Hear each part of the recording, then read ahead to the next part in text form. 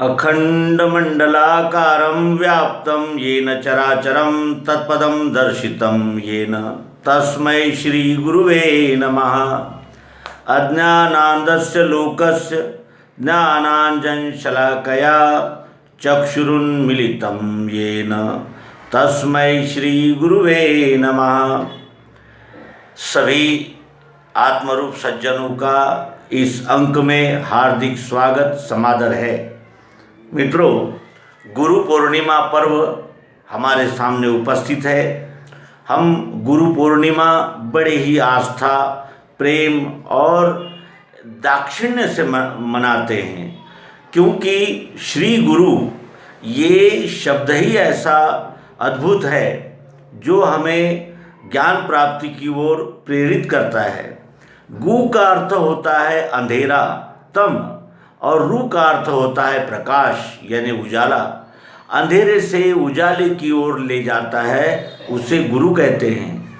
और तमसो माँ ज्योतिर्गमय, अंधेरे से जो उजाले में ले जाता है उसे गुरु कहते हैं।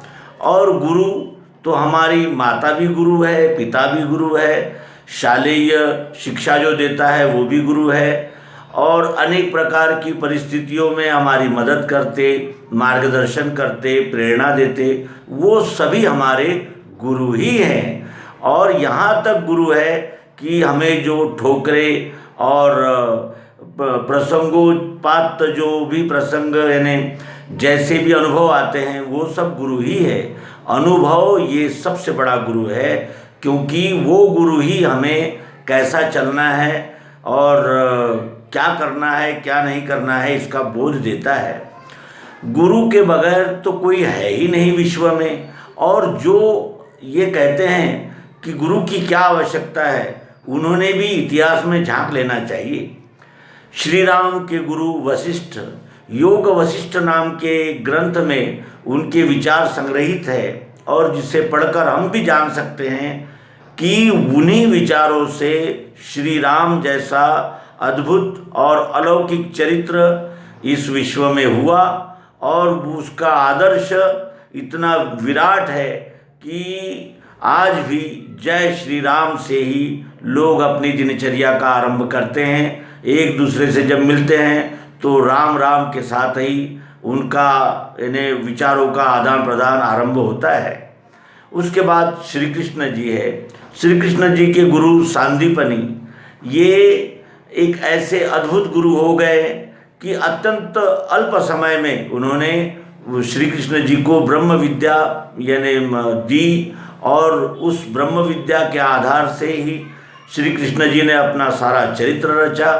और श्री कृष्ण का भी चरित्र कितना विशेष है कि जिसका जन्म ही कारागृह में हुआ, जन्मतः जिसे मारने के लिए उसके सारे शत्रु उसके पीछे पड़े रहे, और अंत तक संघर्ष, युद्ध और मनमुटाव और अनेक प्रकार के ऐसे उतार चढ़ाव के प्रसंग उनके जीवन में आते हैं। और इतना सब कुछ भोगने के बाद भी वो निश्चल, निष्कपट और विश्व भूमिका से श्रीमद् भगवद गीता का उपदेश अर्जुन को कराते हैं। यही ब्रह्म विद्या का महत्व है और यही ब्रह्म विद्या की पहचान है कि जिसे ब्रह्म विद्या की प्राप्ति हो जाती है उसके यानी जिसे कहा जाएगा कि बुद्धि पर इन प्रसंगों का कोई मल नहीं चढ़ता।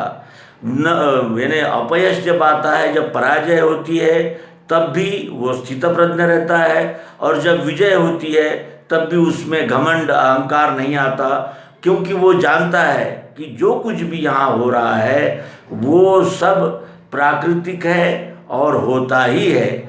लेकिन न्याय की ओर से लड़ने वाला जो वर्ण का भागी बनता है, और वही अपने वर्ण के साथ यानी जिसे कहा जाएगा कि विद्रोह करने वाला, वो वर्ण संकर कहलाता है।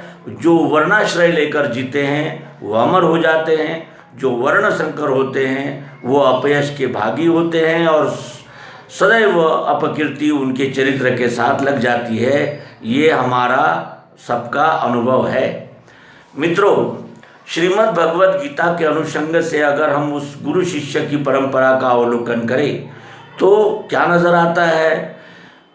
अर्जुन इतना बड़ा योद्धा, धनुर्धारी, और उसके विचार अगर हम पढ़ेंगे तो उसमें वो कहता है कि याज्ञवल्क्य, वशिष्ठ आदि जो कह रहे हैं वही आप कह रहे हैं। इसका अर्थ ये है कि वो वशिष्ठ और याज्ञवल्क्य आदि गुणीजनों के, विभूतियों के विचार जान चुका था। इसका अर्थ यह है कि वो अभ्यास और स्वाध्याय भी करता था। और कितना निर्मल निश्चल था, तो युद्ध भूमि पर जिन लोगों ने उसके साथ अन्याय किया, अत्याचार किया, उन्हीं को वो क्षमा करने को कहता है और भीख मांगने को तैयार है। और वो ये भी कहता है कि भले ही ये मुझे मारे, लेकिन मैं इनको नहीं मारूंगा। यानी इसका अर्थ ये है कि वो यानी उस धरातल पर आ गया था कि जाने दो, छोड़ दो, क्षमा कर दो। और भगवान श्री कृष्ण जी ने ब्रह्म विद्या देकर उसे युद्ध में प्रवृत्त कर दिया। यानी ब्रह्म विद्या भी युद्ध के लिए कारण हुई। क्यों? क्योंकि ब्रह्म क्या है ये वो तब तक नहीं जानता था। उसने कहा कि ये मेरे बंधु बांधव है, मैं इनको नहीं मारूंगा, इन्हीं के लिए मुझे राजपाट चाहिए और इन्हीं को मैं मारूंगा, ये कैसे हो सकता है? और मुझे स्थायी अपयश प्राप्त होगा, मेरे कुल का नाश होगा, और कुल का नाश होने से स्त्रियाँ भ्रष्ट होगी, और स्त्रियाँ भ्रष्ट होने से सारा कुल मेरा पाप में चला जाएगा, और मेरे पितर जो निवृत्त यानी देहावसान हो चुके हैं वो भी तर्पण और पिंड क्रिया के बिना रहेंगे। और इस तरह मैं इसमें अहित ही अहित देखता हूँ। और इतना सब कुछ कहने के बाद वो कहता है कि अज्ञान के दोष ये समाये, भूला हूँ मैं धर्म सो पूछता हूँ, होवेगा जो श्रेय स्थाई कहो सो, मैं चेला हूँ आपका बोध देवे। कार्पण्य दोषोपहत स्वभावः, पृच्छामि त्वां धर्म सम्मूढ़ चेता, यच्छ्रेयः स्यान्निश्चितं ब्रूहि तन्मे, शिष्यस्ते हम शाधि माम त्वां प्रपन्नम। मैं क्या करना चाहिए और क्या नहीं करना चाहिए ये भूल गया हूँ, और अज्ञान के दोष मुझ में आ गए हैं और मैं धर्म भूल गया हूँ।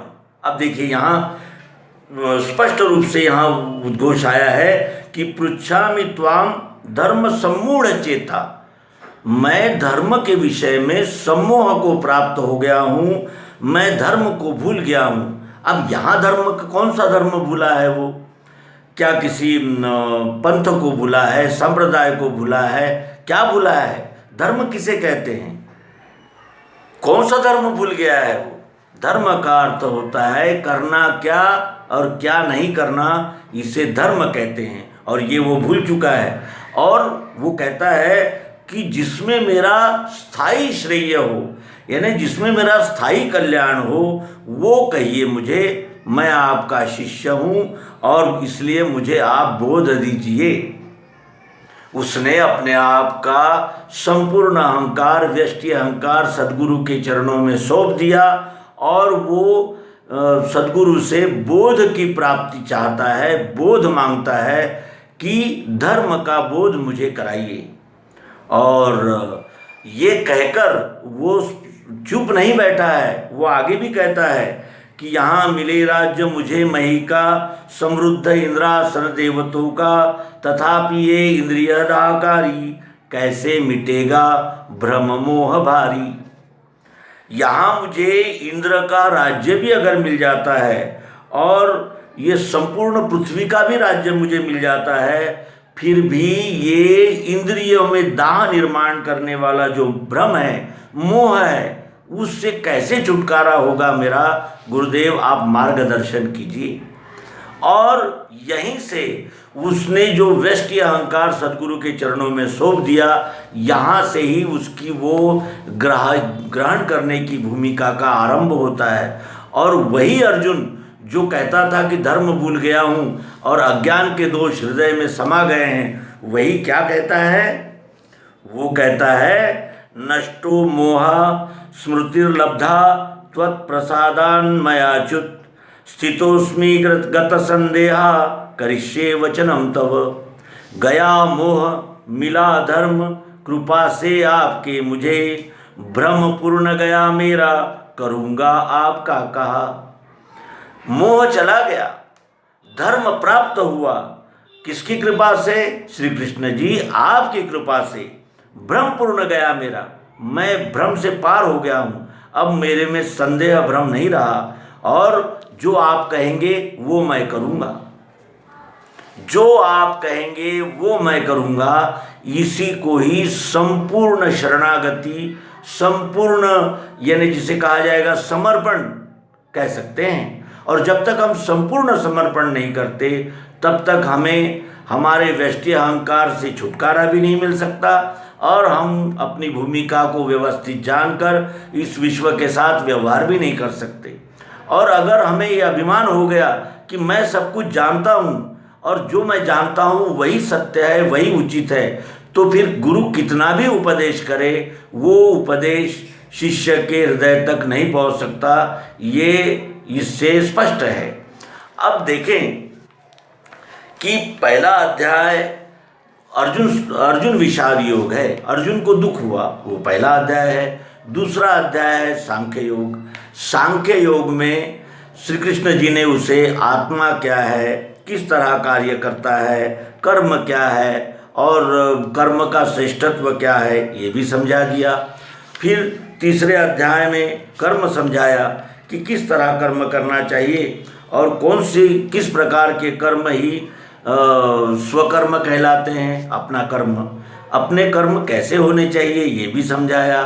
फिर चौथे अध्याय में उसे अपने कर्म करते हुए किस तरह सन्यासी भूमिका में रहना चाहिए, कर्मफल क्या है, कर्मफल से दूर रहना चाहिए, कर्मफल की आसक्ति छोड़ देनी चाहिए और कर्म का अभिमान भी छोड़ देना चाहिए, ये उपदेश किया। और साथ ही बताया कि ये आत्मा मरता मारता नहीं, इसे कोई न मार सकता है, न काट सकता है, जला सकता है, ये नाश नहीं हो सकता है, इसलिए कि ये चैतन्य शक्ति है। रूपांतरण केवल शरीर के ही होते हैं क्योंकि वो स्थूल है, और सूक्ष्म जो उस स्थूल शरीर को प्रेरणा चेतना दे रहा है, कार्य करा रहा है, उस सूक्ष्म चेतना शक्ति को कोई नष्ट नहीं कर सकता। ये चौथे अध्याय तक भी समझाया। फिर ये भी बताया कि यह सारा विश्व ही एक ही विश्व तीन प्रकार से काम करता है। कर्ता ब्रह्म, क्रिया ब्रह्म, ब्रह्माग्नि हवि ब्रह्म है, ब्रह्म ही कर्म है जिसका, उसका फल ब्रह्म है। यानी करने वाला, कराने वाला और जो होने वाला है वो सब कुछ ब्रह्म ही है, तू केवल निमित्त है।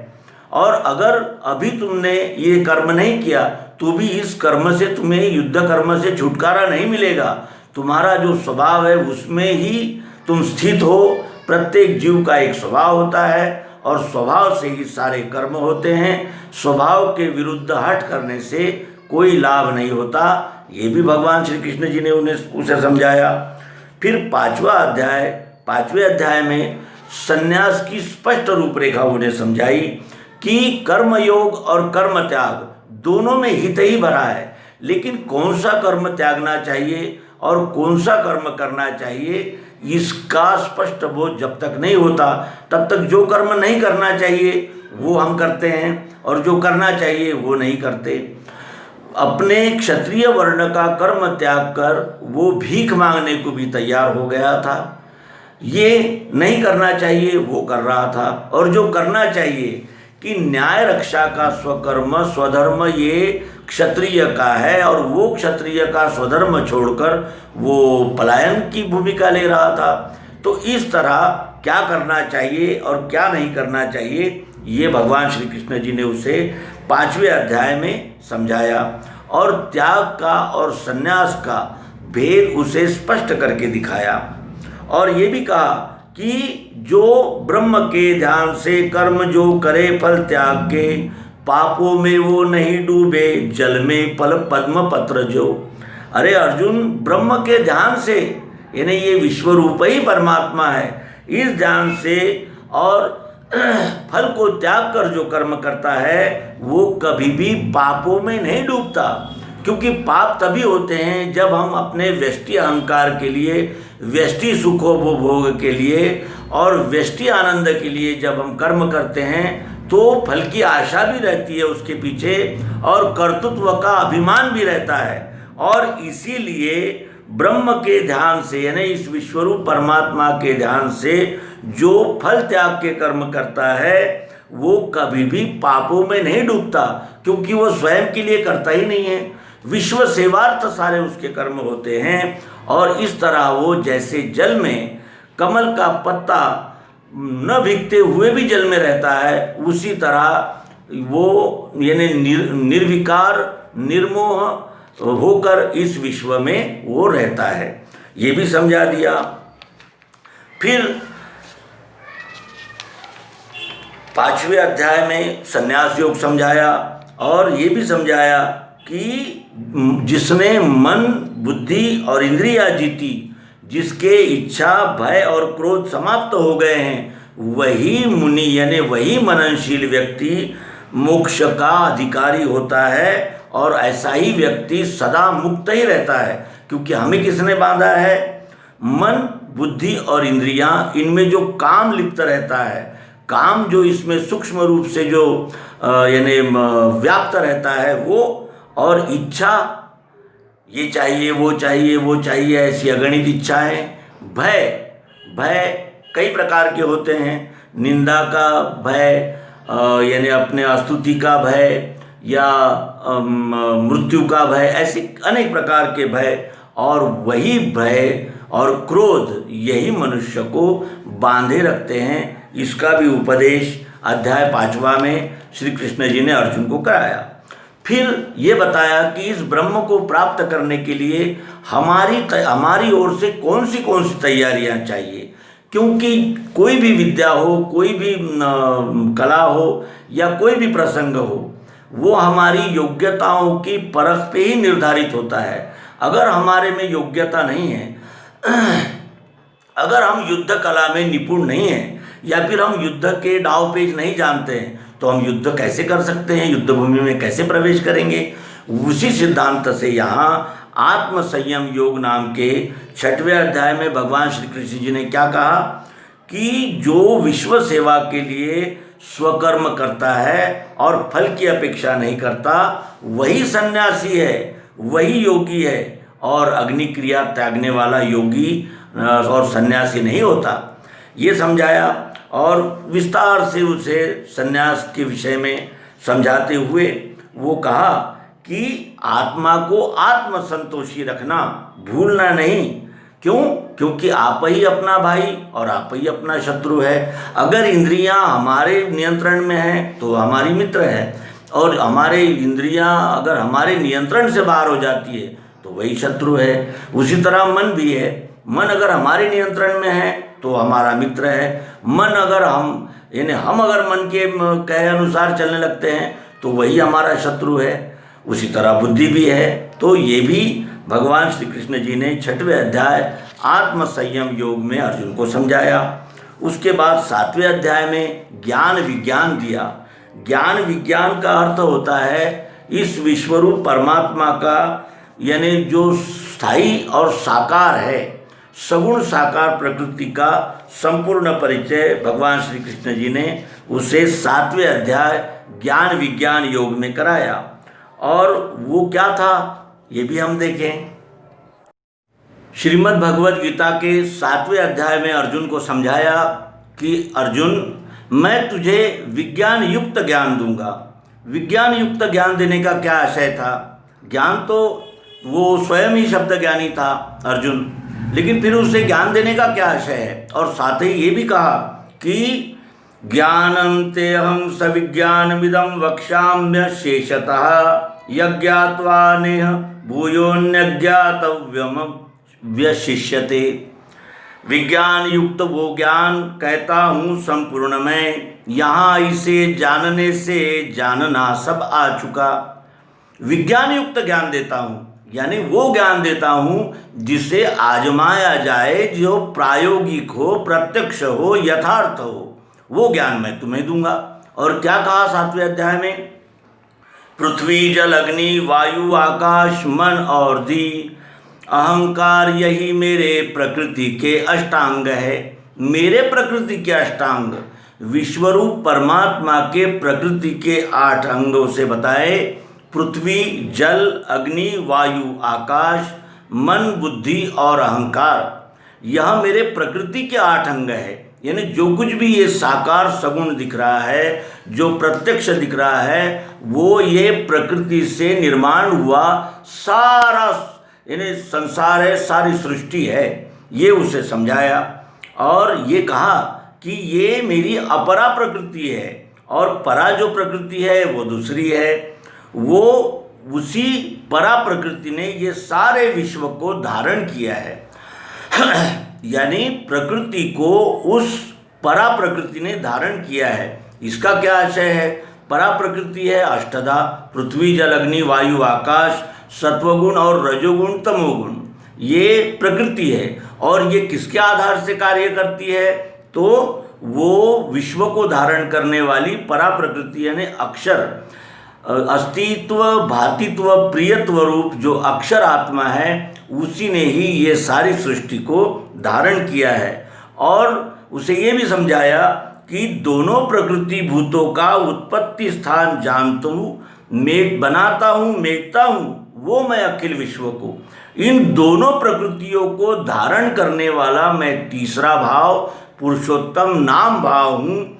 और वो पुरुषोत्तम भाव से मैं बनाता हूँ, मेटता हूँ संपूर्ण विश्व को।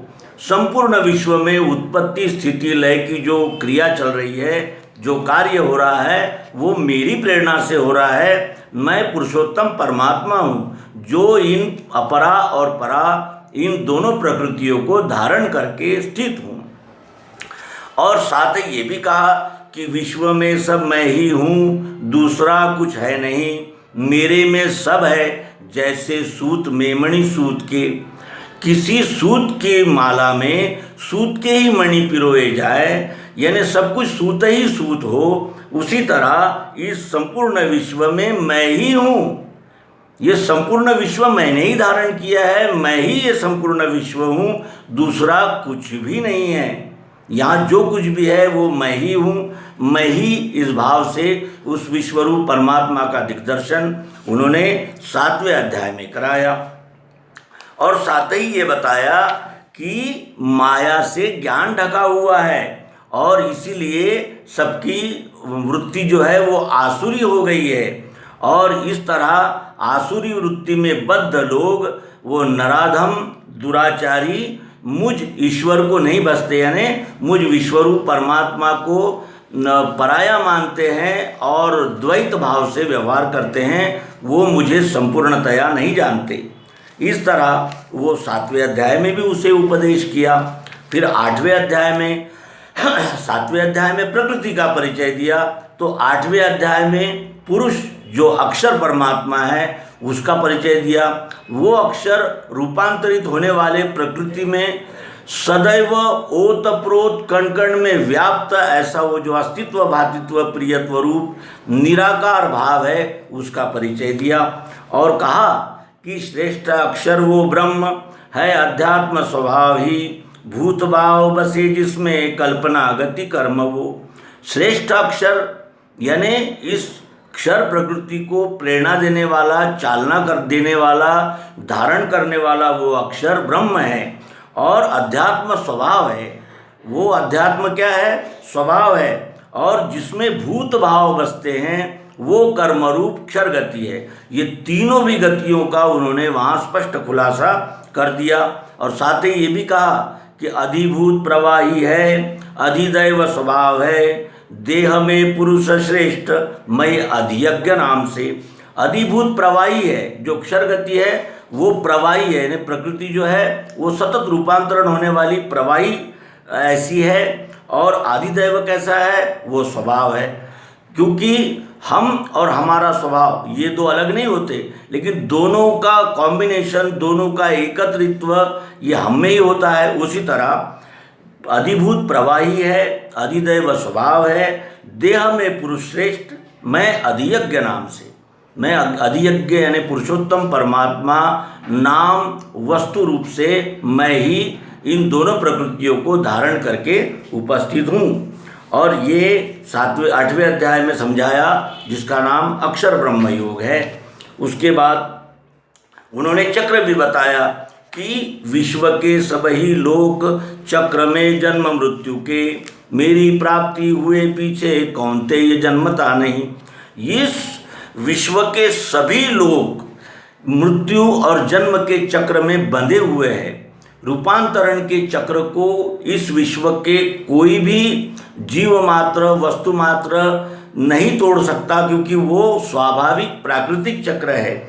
लेकिन मेरी प्राप्ति जब हो जाती है, यानी पुरुषोत्तम विश्वरूप परमात्मा की जब प्राप्ति उसे हो जाती है, उसके बाद उसका जन्म मरण का ये चक्र समाप्त हो जाता है। यानी वो जन्म मरण के व्यष्टि चक्र से छूट जाता है, क्योंकि वो समष्टि भाव में स्थित होकर पारमेष्टि भाव की ओर प्रयाण करने लगता है, यानी वो पुरुषोत्तम योग में स्थित हो जाता है। इस तरह 8वें अध्याय में अक्षर ब्रह्म का उसे परिचय दिया। फिर 9वें अध्याय में राज विद्या राजगुह्य, यानी सबसे श्रेष्ठ अगर कोई रहस्य इस विश्व में है तो वो यही है अध्यात्म विद्या। इसका उन्होंने बोध कराया और साथ ही बताया कि अव्यक्त रूप से मैंने ही व्यापा है सब विश्व, ये है सर्वभूत मेरे में, मैं इनमें रहता नहीं। क्योंकि ये सभी जो जितना भी जीव मात्र, जितनी भी सृष्टि है, ये सब मेरे आधार से है, मैं इनके आधार से नहीं हूँ अर्जुन, ये भी बताया। और साथ ही बताया कि मैं प्रकृति के सहारे से अपने सब भूतिये बारंबार बनाता हूँ, जो है प्रकृति के वशी। इन जीव मात्र की जो सृष्टि रचना है, ये मैं बार बार बनाता हूँ और बार बार मिटता हूँ, जो कि प्रकृति के वशी है। प्रकृति के अधीन है ये सारी सृष्टि, प्रकृति इनके अधीन नहीं है। सभी को प्रकृति नियमों के अनुसार ही चलना होता है, क्योंकि प्रकृति ने ही इन सारे जीव मात्र को धारण किया है। और मेरी अध्यक्षता से ही रचे प्रकृति विश्वये, इसी कारण कौन्तेय फिरता है विश्व चक्र में। मेरी अध्यक्षता से ही ये प्रकृति इस विश्वरूप का, यानी इस सृष्टि का निर्माण संचालन करती है, और इसीलिए ये विश्व जो है वो चक्र में घूमता रहता है, क्योंकि ये संपूर्ण सृष्टि प्रकृति के अधीन है।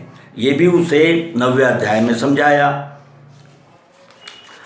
और 10वें अध्याय में उसे जब उसने प्रश्न किया कि मुझे आप विभूतियों का परिचय कराइए, कुछ ठोस और बड़े रूप में मुझे परिचय दीजिए, जिससे मैं विश्वरूप परमात्मा को यथार्थतः जान पाऊँ। तो श्री कृष्ण जी ने उसे विभूति योग भी समझाया। उसे बताया कि सभी पहाड़ तो विश्व में ही है, लेकिन हिमालय मेरी विभूति है। सभी इसी विश्व में मनन करने वाले पुरुष है, लेकिन व्यास जी मुनियों में सर्वश्रेष्ठ यानी विभूति है। इस तरह अनेक प्रकार की विभूतियाँ उसे इस 10वें अध्याय में विभूति योग में समझाई, लेकिन उसका समाधान नहीं हुआ। और वो 11वें अध्याय में कहता है कि मेरे कल्याण के हेतु श्रेष्ठ अध्यात्म ज्ञान का किया है बोध जो तुमने, मेरा भ्रम उससे गया। मेरा तो भ्रम चला गया, ऐसा वो कबूल भी कर रहा है। और उत्पत्ति नाश भूतों का मैंने विस्तार से सुना, आपके मुख से कृष्ण अनाशी महिमा सुना। आपने अपना भगवन जो ये वर्णन है किया, वो सत्य ईश्वरी रूप देखूं इच्छा मुझे हुई। वो मैं प्रत्यक्ष देखना चाहता हूँ, वो जो ईश्वरी रूप है आपका, वो मैं देखना चाहता हूँ। ये इच्छा व्यक्त करता है वो 11वें अध्याय में। क्यों? क्योंकि अब तक केवल उसने शब्दों में ही ज्ञान सुना, और अब उसकी इच्छा हुई कि मैं उस ज्ञान का प्रत्यक्ष प्रायोगिक पद्धति से अवलोकन करूं, जानूं। सुनना और जानना, इसमें कितना अंतर होता है। अब वो कहता है और वो कहता है कि वह मैं देख सकता हूँ, यदि ये आपको जचे तो श्री कृष्ण मुझे स्थाई लखावे आत्मरूप हो। अगर आप दिखा सकते हैं और मैं देख सकता हूँ तो वो स्थाई आत्मरूप मुझे दिखाइए, लखाइए, लक्ष्य कराइए। बात यहाँ आ गई है। क्यों? क्योंकि जब तक यथार्थ बोध नहीं होता तब तक शब्द में से शब्द, भ्रम में से भ्रम, संदेह में से संदेह निर्माण होते ही रहते हैं। और शब्दों का शमन शब्दों से और संदेह का शमन संदेह युक्त शब्दों से कभी नहीं हो सकता। इसीलिए भगवान श्री कृष्ण जी ने 11वें अध्याय में उसे प्रत्यक्ष यथार्थ बोध दिया और कहा कि देख ले पार्थ, तू मेरे ये अनंत स्वरूप है, अनेक भांति के दिव्य, अनेक रंग रूप के। देख ले, ये जितने भी अनेक प्रकार के आकारों में, रंगों में, रूपों में दिख रहे हैं, वो सब मेरे ही अनंत स्वरूप है। मैं एक ही विश्वरूप परमात्मा अनेक रूपों में दृष्टिगत हो रहा हूँ, दृष्टि में आ रहा हूँ। आप सब देख रहे हो लेकिन जानते नहीं हो। क्यों? क्योंकि जानने का कार्य जो है वो सद्गुरु के द्वारा ही संपन्न होता है। तत्वदर्शी को ही सद्गुरु कहते हैं। और इस तरह 11वें अध्याय में उसकी शंकाओं का निरसन प्रत्यक्ष प्रयोग द्वारा भगवान श्री कृष्ण जी ने कराया। और इसीलिए वो कहने लगा कि गया मोह मिला धर्म, कृपा से आपके मुझे। तो हम भी सद्गुरु युक्ति का प्रत्यक्ष अवलोकन करें, जानें, आजमाएं, देखें, और तभी हमारे संपूर्ण संशय भ्रमों से मुक्त हो सकते हैं। और अपनी जो बुद्धि, अपने जो जिसे कहा जाएगा विवेक, मत पंथ संप्रदायों में जो बटा हुआ है, उसको एकत्रित करके हम भी सत्य के साक्षी हो सकते हैं। और अर्जुन की तरह हम भी कहेंगे कि गया मोह मिला धर्म, कृपा से आपके मुझे। तो मित्रों, यहाँ इस तरह हमने 11वें अध्याय तक श्रीमद् भगवद गीता की अध्याय संगति देखी। इसके अनंतर हम अगले अंक में अध्याय 12 से 18 तक श्रीमद् भगवद गीता की अध्याय संगति का यथामति मर्म जानने का प्रयास करेंगे। और आप सभी से प्रार्थना है कि आप भी श्रीमद् भगवद गीता का अध्ययन, यानी जिसे कहा जाएगा कि अपने मन, बुद्धि, चित्त और अहंकार को शुद्ध और निर्मल करके आस्वाद लेंगे। धन्यवाद। नर्मदे।